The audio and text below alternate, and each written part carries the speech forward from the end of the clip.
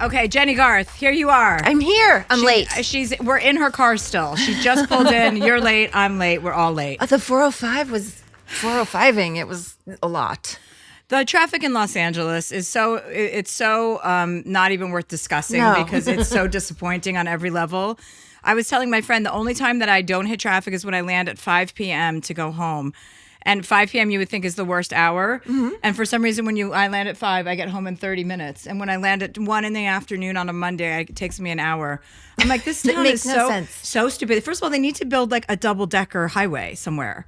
Or everywhere. Or flying a sky trail. Or like, I don't know, some sort of... Public transportation. It's a little late for that, I think. It's a little late. I'm going to opt for a flying car. Yeah. Okay, Jennie, you have a lot of things going on. You have I choose me, I choose me again, and then I choose me. I love that you're choosing yourself so much. It's a message we all need to hear. I know. Well, tell me about it because, okay, so you have a live event coming up too that I want to talk about at the iHeart Theater, which is on January 11th. And it's all about women and women choosing themselves. It's about female empowerment. It's about feeling good about yourself and feeling strong about making decisions that benefit yourself. Right. So let's start with that. Okay. Yes, I'm very excited to put this event together. It's my first. This is my inaugural event, and I hope to be able to do it in other cities. That's my goal. And it's just about bringing a group of fabulous women together to converge and share and inspire one another. I found in going to events like this or in being in groups of women that I don't know, so empowering and so insightful, and just like they fire me up, and it makes me want to be a better person and do better for my own self and my own life. Mm-hmm. And I'm very excited about it. So what led you to, like, I mean, I feel like we probably have similar stories in like awakening our, desires to please ourselves rather than go around pleasing others. But you probably have a little bit of a different background because you are a mother. Mm-hmm. You've been married three times, right? Or you're on your third marriage. Yeah, this is my Hopefully third. This will be the last. Yeah, that'd be nice. That'd be nice. Well, third time's a charm, I think. I think even if it doesn't work out, it will be my last. Great answer. Great answer. So what led you to, did you start therapy? What happened to, when did you become more in touch with yourself and more in touch with helping other women become in touch with themselves? I think it started when I had my divorce from my second husband. Peter.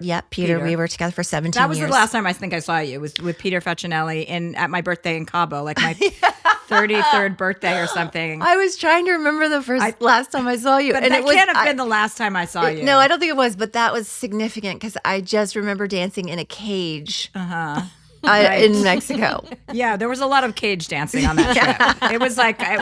It was my early days at Chelsea Lately, and I decided to just throw a fiesta in Mexico, and everyone flew down, and we had 150 people there, and we got blottoed all weekend. It was fun. It was very fun. So anyway, I think after that divorce sort of turned into my awakening of like what, who, how, all the things, because you're just sort of flattened, and I didn't know which way was up for a while.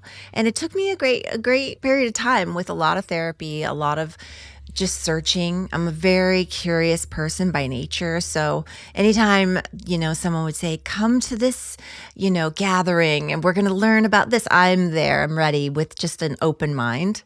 And so I think that was the beginning of like really trying to figure out, who am I if I'm not this wife, or if I'm not the matriarch of this family, or if I'm not, I was still the mother of our 3 daughters, but they would leave me every other week. And so then I would be left alone with just me. And I had no idea who that person was because I was always busy fitting or fulfilling someone else's needs. How did that, because I think for some people who go through divorce and then they split their children up, like for some people, it's a huge party. They're like, oh my God, I have some, free time. Time. And I have an opportunity to have my own identity again.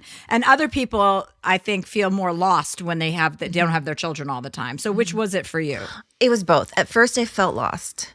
I remember just, it was agonizing when he would take them away from me. And I think it was even more agonizing because there was another woman that they were going to be with him. And it was just really not fun for a good minute. And then it became like, hey, I have free time. I can focus on my own needs. I can do what I want. And it was just like this experience that I had never had because I had a kid when I was 23 years old. That was when I first started. And I was working all the time and always, being on schedule and running the ship. And so I was like, wow, a whole week of me time. And then it just started to fall what do I want to do, So what was that period of time for people who are listening, who are experiencing that or going through a divorce that's traumatizing or upsetting, which most divorces are, right? I mean, it's kind of unusual to go through a divorce and be like, that was great. I guess that's a conscious uncoupling, but even a conscious uncoupling isn't fun. I don't think so. I don't think a divorce of any kind can be called fun.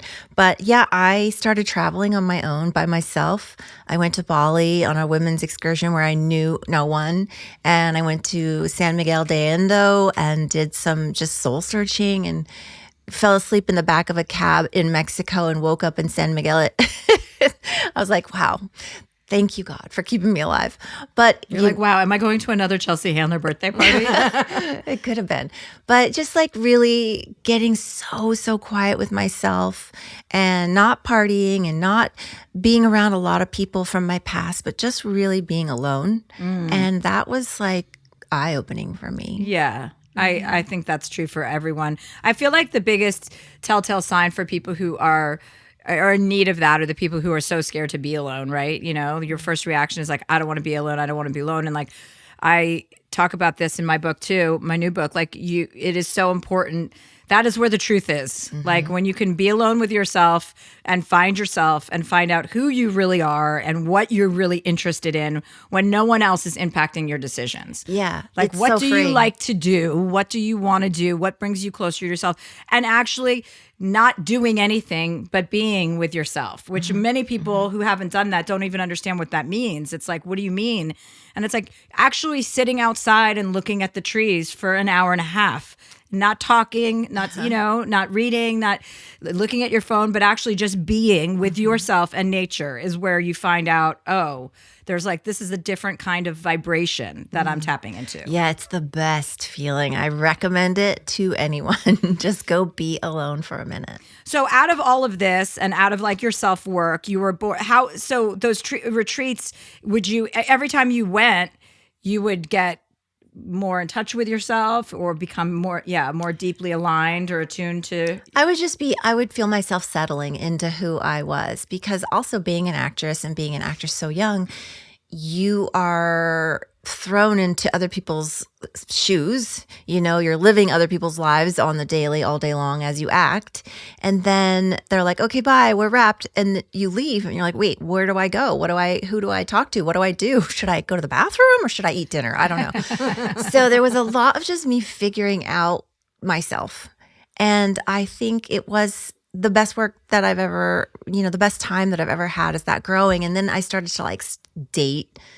Everyone was like, you got to start trying to just date people. And I was so against it. I said, I'd rather lick the bottom of my shoe than go out on a date with somebody. But I ended up dating just random people, all different types, really trying things out that I had never tried as far as different types of guys and just seeing what I liked and what I didn't like. And I was able to really determine this is what I want in my life. My life is so good. I'm so self-sufficient. I can be on my own. I love myself. But what kind of person do I want to allow back into my life? And so I was able to get clarity in just exploring, and trying different things. And so that led you to your husband now that you're with. Yes. And you guys were separated for a while, we right? Were. Mm-hmm. And what was that? Can you talk about that? Oh my God, we got married in 5 minutes. How long after you met did you get 3 married? 3 months we got engaged, 6 months we were married. Okay. And it was a big wedding and all the girls and, everybody was like, okay, let's jump on board this train. And they were used to, I can make some quick decisions, let's call them. And they were used to that. And so everybody felt good about it. And everybody liked Dave a lot because nobody doesn't like a Dave. There's no Dave that people don't like, I don't think. And he's really special. He's a good guy. He was very young. He's 9 years younger than me. And I remember telling him, I see so much potential in you. Don't say that to a guy. They don't want to hear that. But I didn't mean it like in a condescending way. I meant it in like, I see what you're going to grow into, and I love that. Like, I love who you are right now, but what I see for your future and how that connects with my future, I think it's going to be great. So I was really investing in that relationship, just emotionally and with my time. And a year into it, he realized, oh shit, I'm in too deep. I have 3 stepdaughters all of a sudden. I have 4 female dogs all of a sudden. I live in the hills all of a sudden. He lived in an apartment in Silver Lake and was a bartender. And he just stepped into this life that he thought looked really great. And yeah, it was really fun and exciting, but it was a lot. And it was too much for him. And Flight, freeze, fly, right? Fight, freeze. Yeah. Flight, freeze. He flew. I froze. He flew. And he flew for a year, and we proceeded with divorce, all the paperwork. He had the paperwork in the back of his truck. I think he might still have it, honestly. It's like a big manila envelope full of paperwork. And we were ready to sign. It was like 2 days before we were signing, and we got together one last time just to talk it out and realize, like, I think he had a lot of time to realize, like, a relationship isn't just fun and sparkly and rainbows. It is work, and it takes commitment, and you have to not only work on the relationship, you have to be willing to work on yourself. And for me, I need a person that is always wanting to grow and evolve and move forward. Like, that's how I am. And I get really bored if I'm stagnant. I like to move. I like to shake things up all the time. And so he just had to really kind of accept those terms and realize if they were going to work for him or not. And I think he ultimately was like, you're my person, and I know this isn't going to be easy, but let's try. And so we did, and we're still together. That's amazing. It really is. Like, I don't know how that happened, but we worked. We started, going to therapy individually and figuring out our shit on our own so that we could come together and share it and grow together in that way. And when you guys met, like the 2 days before you were going to file for divorce, what were your intentions going into that, like, meeting with him? Were you ready to call it, or were you still hopeful that you guys could remedy or rectify the relationship or situation? In most instances, I'm usually not a good breakup. Like, I hold on tight. I attach, and I get I feel like, what can I do? How can I fix this? I don't want to be a failure. And I certainly didn't want to be a failure in this, my 3rd marriage. Like, I was like, that was one of the big things that I had to get past, the letting down of my girls. There was so many things that I had to get past. So in the beginning, I was very just trying so hard to make it work all the time. And I kept getting met with just like a wall. He was not there. And the more I tried, the taller that wall got. And so there came a time when I just stopped trying, and I realized I have to let go. He's not an option for me anymore. And I would repeatedly tell myself, like, when I would start to think of him every 5 minutes, or, be emotional or feel the feelings, at some point I had to say, he is not an option for you. So move forward. And I had to just kind of tough love myself. And in doing that, I got so strong and happy with my life. And of course, that's when it happens. Then knock, knock, knock. Hey, let's meet up. Yeah, but that's the art of letting go. Like, that's another great example of not holding on so tightly to things when you do release it and back into, quote unquote, the universe. I don't know why I'm saying quote unquote, because we are in a universe. But things will come back to you if they are meant for you. Like, once you let it go, because we all we attach to ideas all the time that we think are right for ourselves. Whether it's a relationship, whether it's a job, whether it's an experience. And as soon as you realize something isn't going to go the way you envisioned it going, is when you can let go of it, which is the only way to which is hard to practice, but it's proven, it's proven scientifically even, that when you let go and release of something and you're emotionally, that's when it does come back to you. Yeah, I had that horse poster up in my room. It was like, let it go. If it comes back to you, it was meant to be. Yeah, and if it doesn't, it was never yours to begin with, right? Yeah, so I think that And that's weird too, because now there's so much discussion about not manifesting, but it's a little bit more than manifesting, like thinking about what you want in your life and visualizing it. And then they say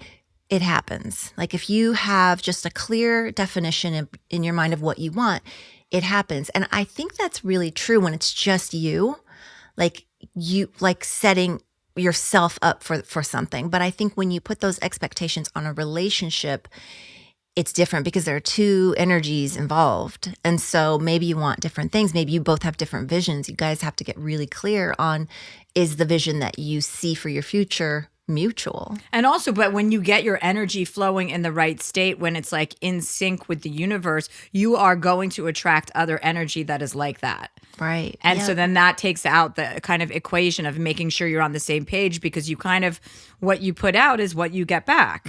And like, yeah. So did your girls notice a big transformation in you? Like when you started doing the work, once you guys broke up, when you two broke up with Peter and how long was it in between the two husbands? Oh God. 8 years maybe? Oh, okay. That's that's a long time. I can't remember. But yeah, my girls have seen me, I think because I was so young as a mom, they've seen me go through that divorce, and they've seen me just at the bottom of my barrel, and they've seen the worst. So they knew that, okay, this is going to be hard going through another breakup. They were very helpful, but also at the same time, like, let me do my thing. They would go to their dads and not worry about me. And I tried to keep it really like compartmentalized for them. It's just such a fascinating thing to me to think of being a mother and dealing with all of that stuff. Right? Like mothers don't get enough credit for the fact that they're living through their own personal lives. They're humans. And you're also having to be a parent and be the person with all of the answers to your children. Yeah, that's the thing. And we talk about my youngest actually said to me one time, she was being an asshole, and I said, we separated for a while, and she came back to me. She was like, "Mom, I'm really sorry. I just kind of realized that you're living your life for the first time too. You have no idea what you're doing." And I was like, "Exactly. Wow. I have no idea what I'm doing. I'm making this shit up as I go, and I'm hoping it works out." And anytime they come to me for advice, I really do take a minute and think about it, because I don't know. Sometimes I don't have the answer, and sometimes I don't know, and that's how humans are. And so it's about like getting quiet again, going back to that, and just letting the messages come to you. And if you're willing to listen and receive them, then you have some sort of guidance going forward. Once you get through things, they're never just gone forever. It's always just sort of one of the fibers of who you are. And I think that because I've had so many crazy experiences and so many fibers that make me who I am, I can really relate to a lot of different scenarios. So, and I think my girls feel comfortable turning to me to talk to me about things that maybe they wouldn't normally. I certainly didn't feel comfortable talking to my mom about certain things. So that's what I just keep trying to make sure, that I'm a person that they can go to, whether it's good or bad or ugly. We're in it together. Yeah. And also we're alive during a time where that is the norm rather than the, exception. People are always like, God, everyone's too open. It's like, you can't be too open. There's no such thing. Yeah. I mean, that's how we're all learning and growing. That's how we're all becoming more aware and open. Like, I think it's a great thing that everybody's talking about everything now. Yeah. So your clothing line is Me, and it's available on QVC. Ooh, I hope you make a fortune on QVC. I was just I just was with some woman who sold her makeup brand that launched on QVC, and she sold it for $1.2 billion. Oh my God. So yes, I hope that happens to you. Amazing. I'm just really having a great time. I never saw this coming. I never wanted to be a fashion designer. And actually when the opportunity came to me, I was like, why me? I don't think I can do this. And everybody else does this, not me. All those thoughts came pouring in. And then I had to really just set those aside and say, why not you?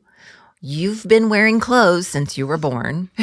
You've been fitted all your life in different, by different stylists and wardrobe people. So I just sort of said, I always say, why not me? Let's keep going, pushing myself forward to whatever the next challenge is. And I learned that very recently, that why not me? Like, that's the force that keeps me going. And I'm doing it with my middle daughter, Lola. She's designing with me. She wants to be in the fashion industry, and she's in college for that. So it is an amazing gift to be able to work with her, develop a brand from the ground up with her, and run it with her. So it's just like it's the gift that keeps on giving. And when I see women wearing our clothes, I feel so like just proud, and they feel good about themselves in them, and that's the ultimate goal. And so what kind of clothing is it? Like, is it it's for everybody? Yeah, it's everyday, very wearable streetwear that it's not too high fashion. It's always comfortable. And I really work with sustainable materials. And so we have big goals within our company and things that we're working on. And it's just really exciting to be at a place where there's that kind of future, Yeah, that is exciting. It sounds like everything's going great. Yeah, the clothes are really comfortable and people are loving them. And I feel confident about talking about them and encouraging people, to look and feel their best every day. And so where can people find them? They obviously QVC, on QVC, but exclusively is at there, QVC. Exclusive. Okay. And we have Me by Jennie Garth or JennieGarth.com. It's all okay. It's all great. there. Great. On that note, we're going to take a break and we'll be right back with Jennie Garth.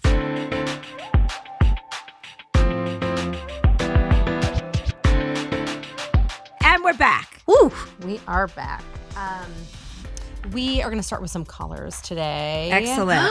My favorite. We have live people. Yes. Oh, Yes. where are they? Live They're people. live on. They'll be right here. They're Actually, live on the internet. Fun. Pop on our headphones okay, thank here. Thank Since you. they'll be joining us, so we can hear them. I think I just Jennie, spilled my did water. you pull up in a pickup truck today? I did. Oh, I love that. I don't have a car. Very unexpected. You don't have a car. I don't have a car. I gave my car back because it was a Tesla. It's okay. And I don't like him anymore. So I gave my Tesla back he just too. creeps me out. Well, Did what do you? you mean he just? Of course he creeps you out. He's so creepy. Oh, I couldn't do I it. gave mine back too. I was like, get it away from me. I mean, I can't imagine how many people have returned their Teslas. Yeah. It's So I very don't even have common. a car now. That's my husband's car, and he had to get a ride to work with his business partner. Oh, that's so, funny. Yeah. But I love driving a pickup truck. I feel like a know. badass. We saw a like tan brown, like the worst color of brown you can imagine. Shit brown or Cybertruck today. It was like diarrhea brown. Diarrhea I didn't brown. want to Is say it it. one of Yes. those? The Cybertruck. Yeah, You those know are what? I so gotta bad. say, I am fascinated by those, and I secretly want one. Just like I secretly wanted a Hummer when it came out, but it's just because I like big things that protect you. That car though doesn't even seem like you could see out of it. You can't see out the back. There's like a camera. It's a spaceship. Yes. Well, Benji is our first caller, Benji. and he says, Dear Chelsea, I've been a performer since the age of 5 when I did my first church skit and haven't been able to get rid of that itch ever since. But I did get rid of the church part. I went to college for a BFA in musical theater and spent the majority of my 20s performing at Universal and Disney and regional theaters in Florida. I got to work on some incredible projects, but after some time, I found myself regretting not ever shooting my shot in NYC. So I took the leap and moved there in 2017. I felt like I was starting to make headway with opportunities and casting directors after a few years of diligent auditioning, but then the pandemic hit and everything came to a grinding halt. I guess my question is, how do you handle working through life when you feel your career might be growing stagnant? I was in a serious relationship that ended, and it seemed best to move back to Florida where I felt I had more success, but now I'm currently working an office job and feel unfulfilled. Is it shameful for me to give up on my dreams of performing to work a job with some consistency? Adore you always, Benji. Hi, Benji. Hello. Hi. Hi. Ben. How are you? Hi. You look like a performer. Oh, that's me. Yeah. This is our special guest. Jennie Garth is here today. Hi. Oh my gosh. Hi. It's so nice to meet you guys. Nice to meet you. Where are you, Benji? I'm in Daytona Beach, Florida, but Orlando, Florida as well. Oh boy. I go back and forth. Okay. So you've been working a desk job most recently, Yeah. and you feel unfulfilled. Is there any way you can do some performing or some stage stuff on the side while you're working a desk job?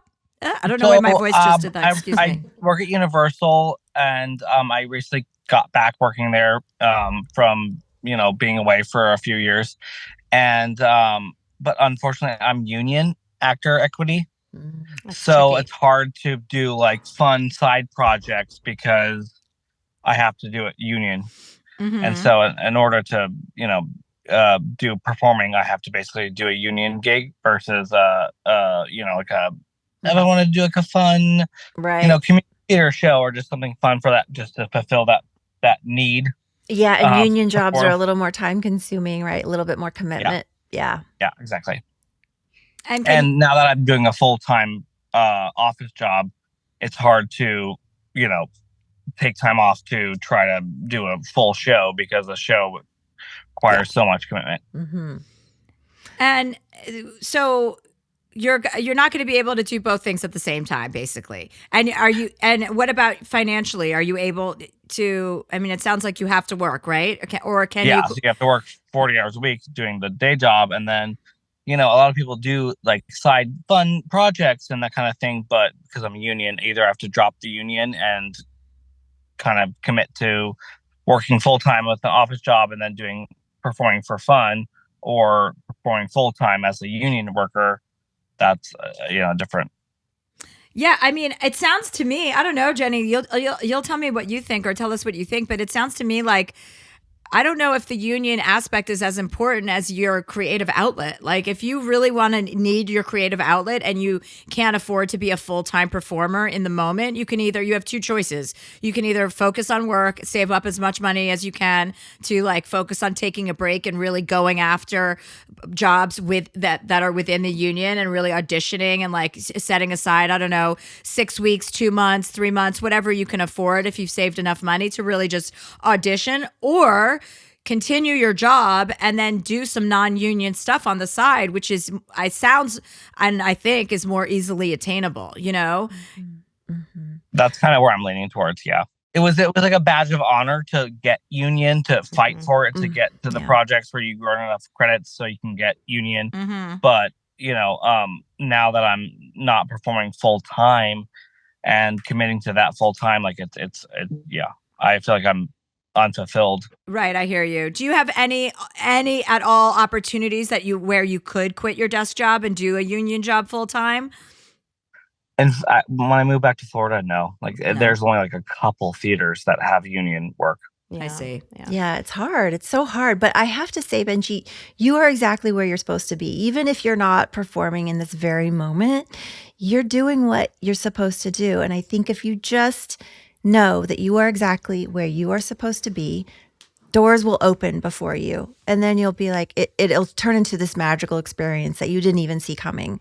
And who knows what will come next if you are just open, if you try your best to stay in a really grateful place. You're so grateful for the job that you have now because it's paying your bills, and you're really open to whatever is out there. I mean, that's all you can do, because we all have these situations where we have to pay the bills, and there are things out there we'd rather be doing, or things that we would love to do more, but you are doing exactly what you're supposed to be doing right now. I also wonder if there are some other creative outlets that you could take advantage of, and expand your horizons with that. Like maybe it's joining the gay men's chorus if you're a singer, or joining a club and doing some I want to join the writing. gay men's chorus. Me too. That's fun. It's the most lovely thing. There are other things that you can do outside the union that are not, like I said, like performing at the theme parks aren't necessarily union or non-union. You can do that if you're union or non-union. So that's what I'm trying to do right now. And I am working my way back into it. But I wanted to know what you guys have your thoughts on that. Are you committed to staying in Florida? Or is there any thought about going back to New York? No, not necessarily. It was just the path that seemed the best forward. I've got older parents, grandparents that, kind of needed help at the time. And so I wanted to come back to be with family for a little bit. And I've been here for like a year or so. And so I want to maybe pursue going somewhere else after this. Well, that sounds good. I mean, it sounds like you have a lot of options there. Like, I agree with Jenny in like, being very grateful for the position that you're in. You're making money. You're, earning enough of a living to support yourself. You are close to your family. Make sure you're taking all those things into account. You don't have to constantly be, living out your fantasy dream in order to live out your fantasy life. Like, this is what you need to do for the time being, and take our advice about whether to do some stuff on the side that's non-union. I wouldn't really worry about that. I mean, people do that in this industry all the time. People who are union work in non-union jobs, it's frowned upon, but you can people do it. So, and if it's a matter of just getting your juices flowing and having a creative outlet, then absolutely do little things on the side. Do some stand-up comedy, do some writing, do some singing, do whatever it is that gets your kind of, that gets you going and makes it feel a little bit like this job isn't the end all be all. It's kind of a temporary thing. And when you're ready to leave Florida or you're ready to look for a more permanent opportunity, then I think that will also reveal itself. I really appreciate you guys. Thank you so much. Yeah, no problem, Benji. Have fun in Florida while it's still on top of on top of land. It's still not that hot, or it's not that cold yet. So we're living in the. Yeah, don't worry. It's not going to get cold again. So don't worry. Global warming is here, and we're living it. You guys are amazing. Thank you so much for taking the time to talk to me. I really appreciate you guys. Thanks, Bye, Benji. Thank you. Bye. Awesome. Look how happy he is, and he's so not even cute. fulfilling his dreams, and he's in such a good See? mood. I know, what a He's sweetie. happy. That's nice. That's good. I'm fulfilling my dreams, and I'm ready to fucking kill myself. I asked my sister if she could euthanize me the other day. I'm like, you can am do so that. Yeah, they have tired. those pods You now. can do. When? You can Where? end it when you're ready. Where? In I don't LA? know, but my manager we just creating told a me plan? this. Well, you can do it in Oregon, but you have to go through this whole testing situation where I believe, I haven't researched it because I am sort of serious, but not quite. really, yeah. But when I am, like, you have to be diagnosed with some sort of fatal disease in order to get approved. Oh, so I that didn't know you don't that. go through the suffering. You can't I just. thought it was just like I don't think you can signs just on the electively bottom. opt out, even though, I do have a cousin who's a doctor, and he said if I really feel that way, he'll help euthanize me. Okay. Excellent. Well, our next caller is Adam. Dear Chelsea, I'm a 34-year-old male living in Orlando who's recently out of a situationship who knows what the hell it was at this point. My therapist lately has taught me the concept of attachment styles in relationships and helped me realize that I have an anxious attachment style. The guy I was seeing has a dismissive avoidant attachment style. Ugh. To make a long story short, since 2020, he and I would ebb and flow. However, mostly because he would disappear and be very isolated and not make any contact. He would always say it's because he is tied down with work and he just appreciates his space. At first, I thought he was just being a typical Orlando gay and had ulterior motives, but nope, he was just too busy putting in long hours at work and taking some me time. However, at random times, he would just kind of show up again and hang around longer and longer each time before repeating the process. Mostly saying he needed some time and didn't have the capacity for anything serious. All behaviors I eventually learned of being a dismissive avoidant. Earlier this year, the process repeated itself, and this was the longest he had been around. I don't know what it is about him, but I'd always fall for him again and fall victim to the illusion that maybe this time it would be different. While things seemed a bit more serious this time, history did unfortunately repeat itself, and we have not talked since July. Learning about attachment styles has helped me accept that this will never work, and I am moving on. How do I see the signs in the future and not repeat my mistakes with the next guy? Thanks so much, Adam. Hi, Adam. Hello, how are you? Good. This is our special guest, Jennie Garth, today. Hello. Oh, hello. How are you? I want to be best friends with him already. I can you tell. do? Yep. That's sweet. Look, Yeah, you I guys do. probably have the same attachment style. Maybe. I don't even know what mine is, Adam. I think there's avoidant, then there's anxious, and then there's secure, right? Yeah, right? Those are the three? Yeah, I think there might be more. Yeah, I think there's for more. me, dismissive avoidant kind of stands out because one thing I learned from my therapist is that being in an anxious attachment style, I attract DAs. And so I'm like, this is so interesting. Like, I've never really learned about this concept Wait, until recently he in attracts therapy. DAs? Dismissive avoidant. Okay, so there's got a lot it. of Yeah. hybrids. Or I thought he too. meant like a lawyer. You could that be, would be cool. district attorney. Yeah. You could, you could be anxious avoidant. You could be just avoidant. You could be, yeah. But I think, listen, first of all, the identification of it is your first Yep, step. yep. Once you understand what you are, then you understand what you're attracting, and you can change your course and the pattern that within which you meet men. Like, this guy doesn't sound like your guy, but it does sound like it was a great learning tool for you to understand this kind of relationship, so that if you find yourself talking and getting close to someone like this again, you're going to understand, oh, this is not my type of person. At the same time, you can also work on your attachment style. Like, certain people bring out, the anxiousness in other people. I'm not an anxious attachment person, but I've been in a relationship where I was anxious and I was insecure about the relationship, but that was the combination of the two of us together, So you just have to be like alerted in your thinking and aware, which it sounds like you are, and that you've worked through this with your therapist about what your kind of pitfalls are, and then more easily able to identify other people's kinds of styles. And I think just by knowing it, you're going to make better choices. Like you're going to go, oh, this guy is not the kind of guy for me. You know, like I have this guy who hits on me all the time, right? He's constantly blowing up my DMs. He'll show up whenever I'm doing shows, and he's cute. I'm not really that interested, but like, even if I were interested, I understand what his style is, and it's not my style. I'm like, he comes in and out every couple months, and then is like full court pressing me. And then, you know, in between those months, I'm sure he's got a girlfriend. I'm sure he's got other things going on. I'm not at the top of his list. But then when he sees me or he's reminded of me, he's always like trying to say, Chelsea, we got to get together. We got to go out. I'm like, I'm not interested in you. I can already smell your number. You know what I mean? And Exactly. So I think you just have to understand who you are before you can understand who anyone else is. And it sounds like you've done that work. What do you think, Jenny? I think that, acknowledging where you are and what you want is so, so important. What you want for your future. And because of your experience in your past, you know what you don't want. And so being able to be very straightforward with yourself in those moments of whether it's temptation or you're at a crossroads with choice, you can tell yourself that's not the life that I want. That's not serving me, the most important person. So I think you're really doing the right thing by going to therapy and, you know, getting this sort of awareness, and it's really going to serve you moving forward. And also, you know, when you meet people, every person you meet romantically is an opportunity to break a pattern. Like, you know, you have an opportunity here to never make this kind of mistake again. I'm sorry, that's not a mistake, but to never date a person like that again.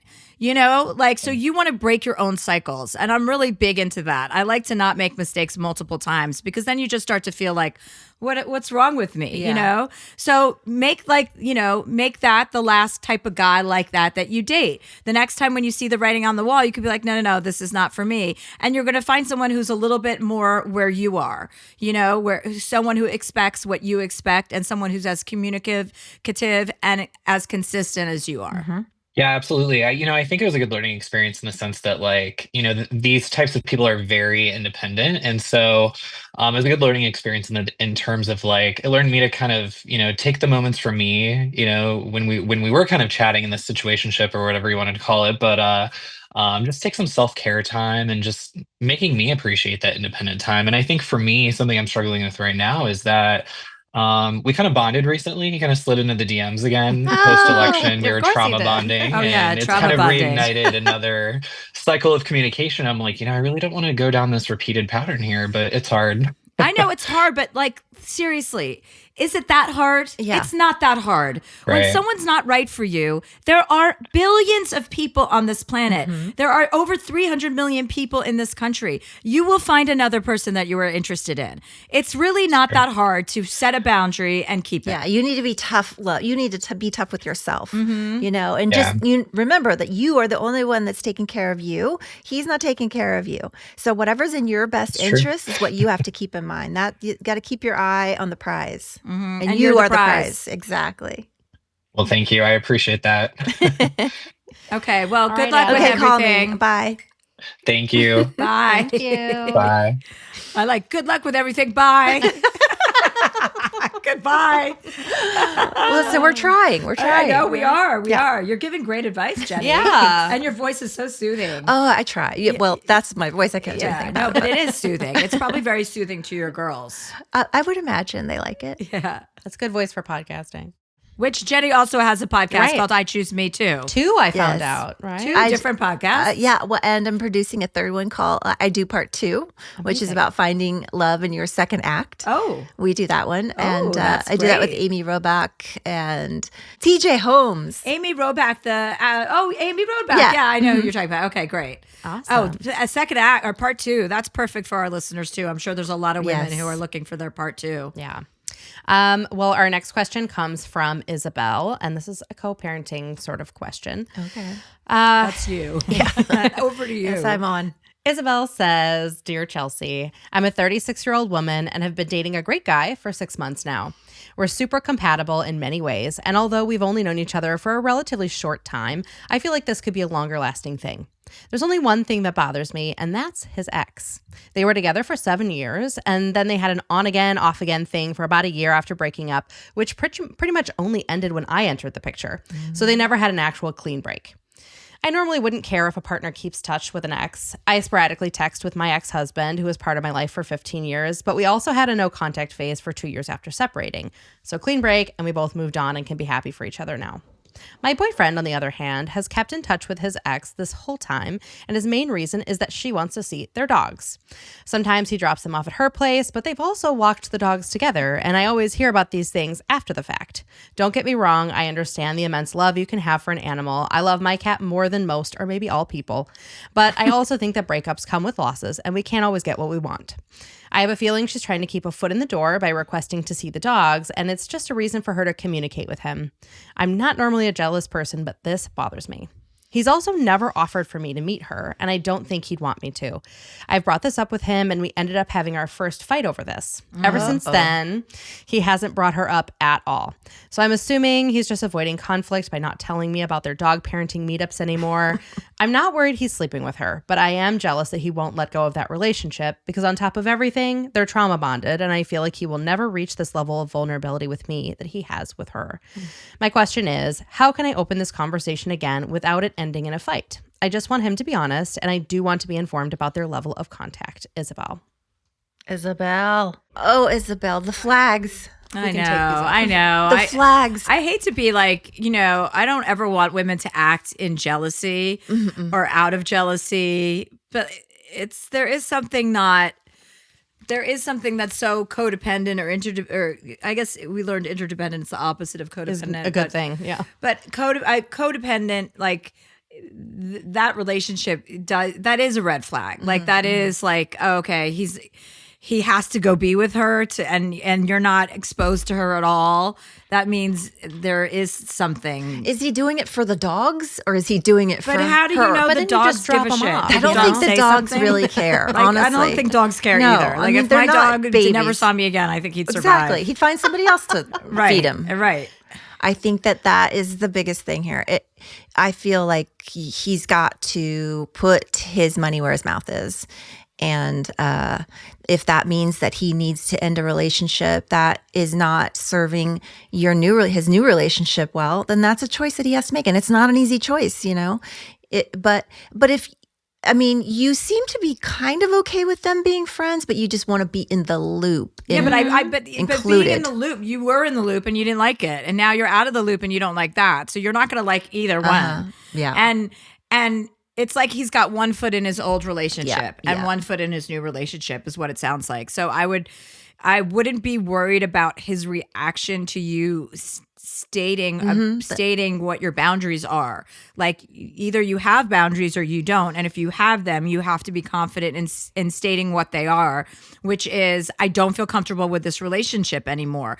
If you do feel comfortable with the relationship, then you just have to accept it and stop asking questions about it. Yeah, it's kind of like it's one or the other. It's black and white, really. Right. And I think if you say to yourself, okay, I'm fine with them being in a relationship, he knows how you feel now, so he's going to avoid telling you anything about it.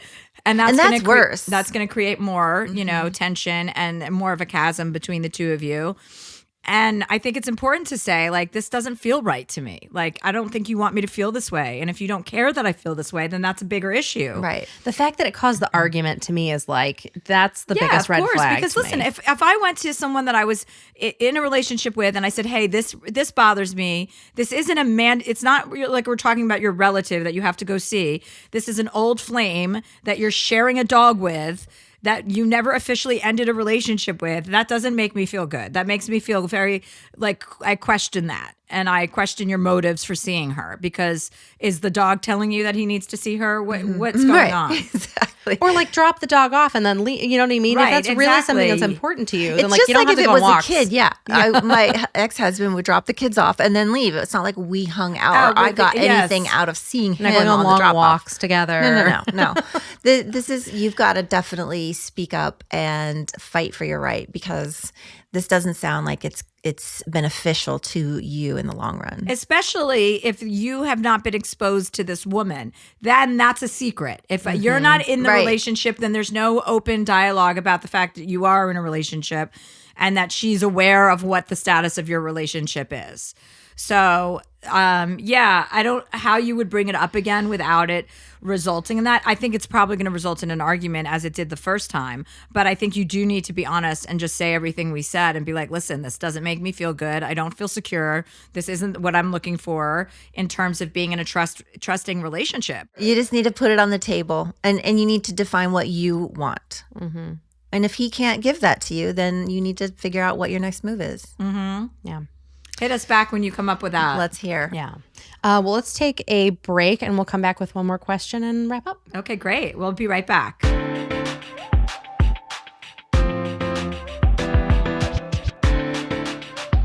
we're back with Jennie Garth. Okay. Hi. Jennie Garth, she chooses her, I choose me. Catherine, you choose you. I sure do. It's all about choices. Yeah. It's all about us and choices. That's right. And I do love that you're having like a women's, some of the most important decisions in my life have been made after going to a women's group like that, like a meetup sort of thing. And I remember there was one that I went to where I was like sort of toying with moving to California, and it was like a big sort of deal. But I was like, maybe this is what I'm on fire about and excited about. And then the rest of the weekend, all the women were like, you're the one who's moving to California. And it like became a truth while we were together. There's so much power in getting women together. Oh, that's interesting. Yeah. What's like a crazy story that you've heard or an inspiring story that you've heard from a woman? A common theme is not knowing how to choose yourself, having been taking care of other people all your life or taught to be a people pleaser or put in this position that you aren't be able to breathe in or shine in. And I think it's very, very scary to break out of a mold or a box that you've been put in, especially if you're doing it alone. Well, even just our last, the person that wrote in about her boyfriend and the dog and the ex, like that's just like, how do I bring up this conversation again without it turning, cantankerous? Right? Or it's like, but that's not your problem. No. Like you're stating what you want. If he gets mad, then that's your answer right there. Mm-hmm. Like it's such a theme with women not being able to state what you want or stand up for yourself, whether it's on this level or on in a level where you're coming out of a marriage and having to re-identify who you are. Mm-hmm. Well, it's kind of a long email, but stick with it because it's kind of interesting. Lindsay says, Dear Chelsea, thank you for your unapologetic, intelligent bravery and unwavering support you show to women everywhere. You're welcome. As a female physician in Texas, I needed some levity and light after the recent election, and I was thrilled to discover you had a podcast. I've been devouring all the episodes. Now for the advice. In short, my brother filed for divorce a year and a half ago, and I advocated for him. He and my sister-in-law have since reconciled, and therefore they've cut me off. There is severe asymmetry in their relationship. He's devoted, loyal, and golden retriever in human form, and she has had multiple affairs, checks the boxes in the DSM for narcissist, and has slandered my brother's reputation to friends as a reason for her cheating. It's hard to capture the events succinctly, but here we go. My brother's wife cheated for years, denied it, he found evidence. He confided in me, plans to divorce her. For 1 month, we spent many hours texting and on the phone where I learned the details of her behavior. I gave him advice, STD counsel, and also educated him on personality disorders, of which she has, I think, at least one. The month he filed for divorce, we went on a family trip. And while we were away, she got into his iPad and read every single text exchanged between us. She did a 180 and went from telling him she was miserable in the marriage to begging for him back. It was the first time she admitted to cheating because she'd read in our text that we already had proof. Prior to that, he'd endured nearly a decade of gaslighting about it. Once there was evidence and she knew lying wasn't an option, she made grand gestures and begged her entire family to emotionally manipulate him into staying with her, so they reconciled. When my brother told me about the reconciliation, my advice was to give it some time, spend some time apart before getting back together. I advised that if she had the capacity to change, that some time apart could give her the opportunity to show with her actions that changes have been made. But my sister-in-law never showed signs of shame, regret, embarrassment, or remorse. She instead has been on a warpath to cut us out of their lives. They've decided to seal the deal with a pregnancy, of course. Oh, and God. 2 of us siblings have been excluded from their lives because of the advice we gave him a year and a half ago. We dropped it and have only sent loving texts, but those texts are met with long, angry texts back demanding we recant our prior advice and make a grand gesture saying we approve and celebrate the reconciliation. We've been the bigger people throughout the entire scenario. The most heartbreaking thing is that my brother has learned to use the tools for aggressive communication and gaslighting now. So I guess when you live with a narcissist for 10 years, you adopt their methods. So what is my ask? I'm not sure I know. But during the holiday season, this rift has become a huge problem, as you can imagine. They tried to make me unwelcome at my parents' holiday table last year, and this year, the sentiment is more of the same. I've been told by my brother and his wife that the only way we can move forward in our relationship is for me to meet with her so she can berate me for the sentiments I shared privately over text with my brother. I've told them I won't sit down for that meeting because it's toxic and our conversations were never meant for her. What would Chelsea do, Lindsay? Okay, I'm going to use Mel Robbins' advice right here.